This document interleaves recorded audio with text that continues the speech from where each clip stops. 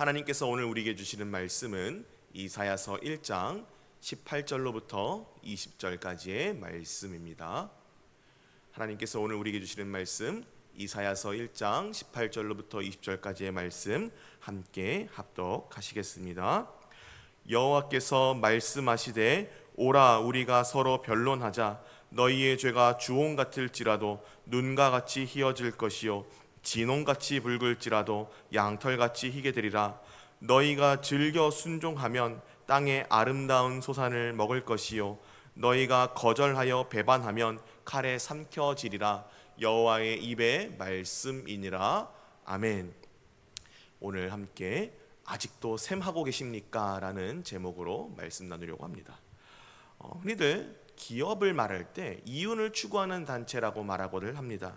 그래서 확실하게 돈벌이만 된다면 사람이 아니라 침팬지를 고용하겠다라고도 말하곤 합니다. 확실히 현대만 보더라도 로봇을 개발해서 조립 인력을 대신하려는 그런 움직임이 보이고 있기도 합니다.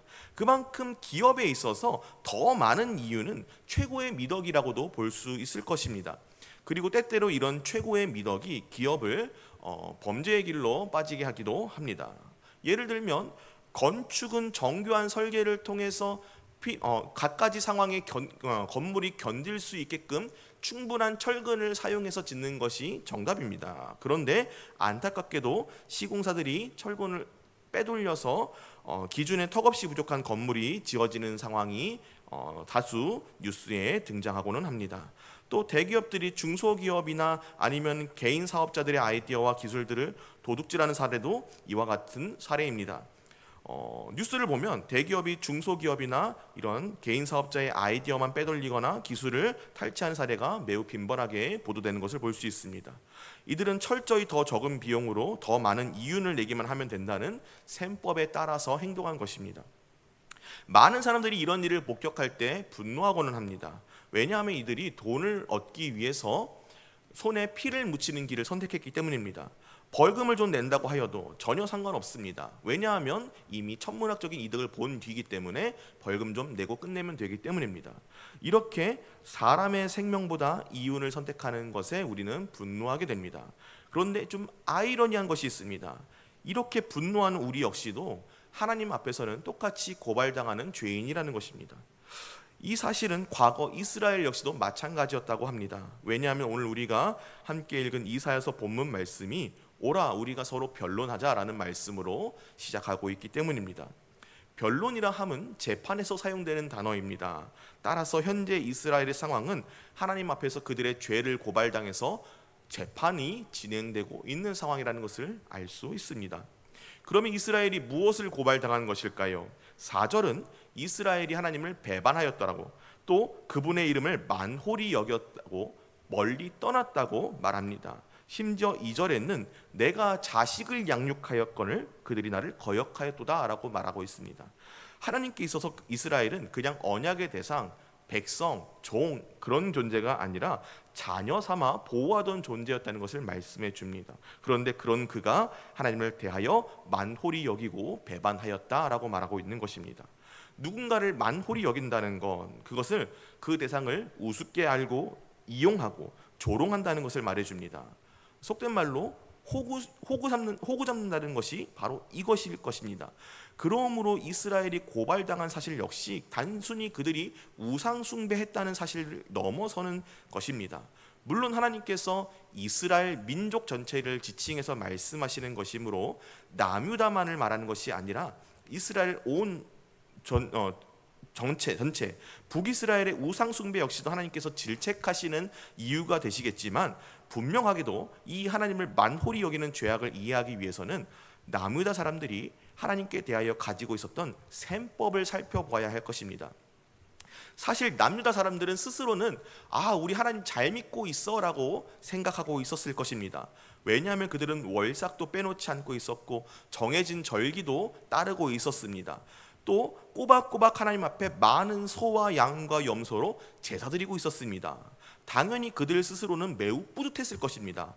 우리가 하나님께 이렇게 잘 제사 드리고 있어, 잘 섬기고 있어, 잘 예배하고 있어, 우리 참 하나님 잘 믿는 것 같아. 그러나 하나님은 그런 사람들에게 11절에서 너희의 무수한 재물이 나에게 무슨 소용이 있냐, 무엇이 유익하냐라고 말씀하십니다. 또 13절에는 아예 헛된 재물 나에게 가져오지 말라라고 이야기합니다. 그 이유는 제사하고 기도하며 하나님께 들어올린 그들의 손에 사람의 피가 가득하기 때문이었습니다. 무엇을 말해줄까요? 10절은 유다의 관원들을 가리켜 소돔의 관원들이라고, 유다의 백성들을 가리켜서는 고모라의 백성이라고까지 말씀하십니다. 지금 그들의 손에 피를 미치는 것이 어찌나 추악한지 불로 심판받아 멸망한 소돔과 고모라를 연상케 한다고 말씀하십니다. 그렇기에 이들에게 하나님의 법에 귀를 기울이라고 소리치십니다. 그들 스스로는 자신들이 하나님을 꽤 잘 믿는다고, 잘 섬기고 있다고 판단했지만 하나님 보시기에 그들은 이미 멸망한 성의 주민들과 같은 상태였던 것입니다.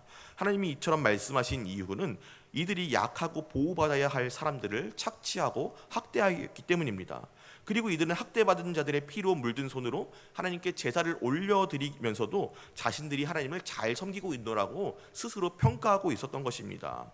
이들은 지극히 경제적인 논리에 따라서 하나님의 율법을 자기들이 가지고 셈한 것입니다. 정의로운 판결을 내리고 억울한 자가 없게 하기보다는 약한 자를 착취하고 제사를 드려서 자신의 죄를 속죄받는 것이 더 적은 비용으로 더 많은 이득을 얻는다라고 셈한 것입니다. 하나님이 백성에게 주신 속죄의 제사는 그렇게 이용하라고 주신 것이 아니었습니다.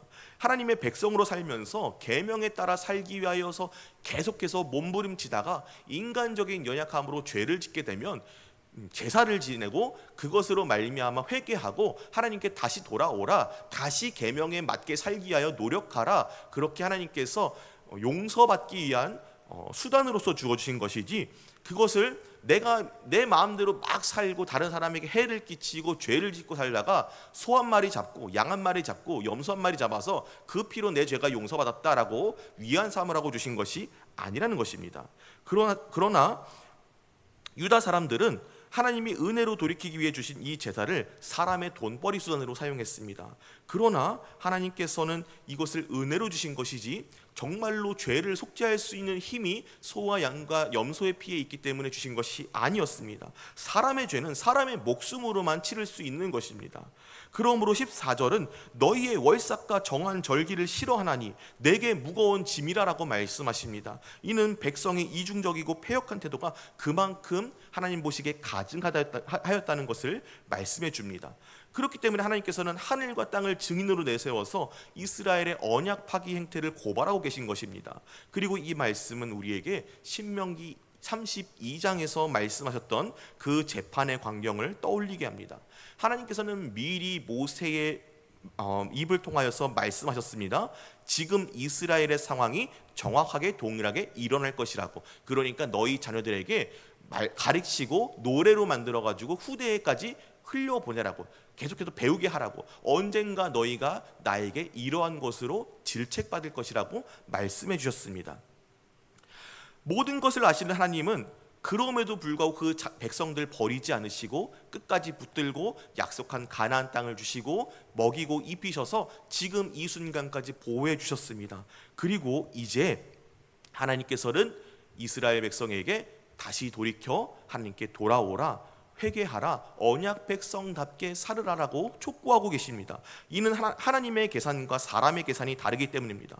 사람은 이득을 계산하지만 하나님은 자기의 사랑을 얼마나 더 부어주셔야 이 죽은 자가 다시 살아나서 하나님의 자녀가 될 것인지 새 생명 얻을 것인지를 계산하고 계시기 때문입니다.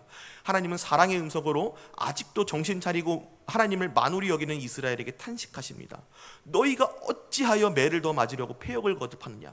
말씀 가운데 드러난 정황에 따르면 이미 북이스라엘은 멸망하고 남유다마저도 예루살렘만 남아서 저항하고 있었던 상황으로 보입니다. 멸망 직전에 몰려서 예루살렘만 남아있는 상황 가운데서도 이스라엘은 정신을 차리지 못합니다. 하나님께 돌아오지 못한 채 똑같은 잘못을 반복하고 있습니다. 하나님을 의지하기보다는 애굽의 지원군을 의지하며 기대합니다. 이런 모습에 하나님은 탄식하며 16절 17절로 그들을 부르시는 것입니다. 여기서 16절 17절은 너희의 선행으로 죄 용서함을 받으라고 말씀하시기 위해 주어진 것이 아닙니다. 그보다는 은혜로 구원받은 언약 언약 백성인 너희가 이제는 회개하고 돌이켜서 언약 백성다운 삶으로 다시 돌이키라라고 말씀하고 계신 것입니다. 왜냐하면 18절에 오라 우리가 서로 변론하자. 너희의 죄가 주홍 같을지라도 눈과 같이 희어질 것이요 진홍같이 붉을지라도 양털같이 희게 되리라고 말씀하시기 때문입니다. 우리는 시작할 때 변론이라는 말로써 이 말씀이 언약에 대한 재판의 과정이라고 말씀드린 바 있습니다. 그런데 18절의 변론은 우리가 처음 시작하면서 기대했던 변론과는 사뭇 다른 의미로 사용되었습니다.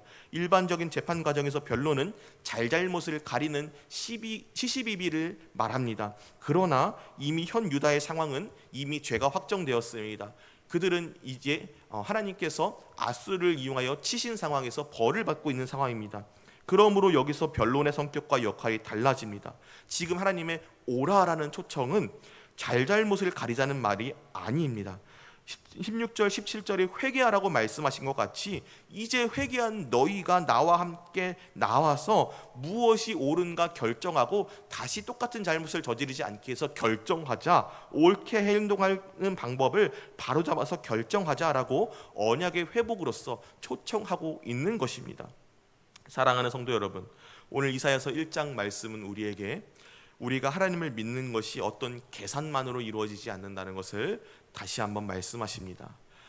사실 말씀을 통해 드러난 유다의 제사는 하나님을 예배하기보다는 이방 우상에게 복을 비는 행위와 더 닮았습니다.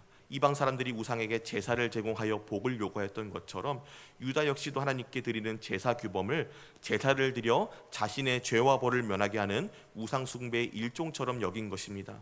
그러나 하나님께 예배드리는 것은 사람이 제사를 제시할 수 있는 어떤 거래 수단이 될 수는 없습니다. 그저 은혜로 주어진 것이기 때문입니다.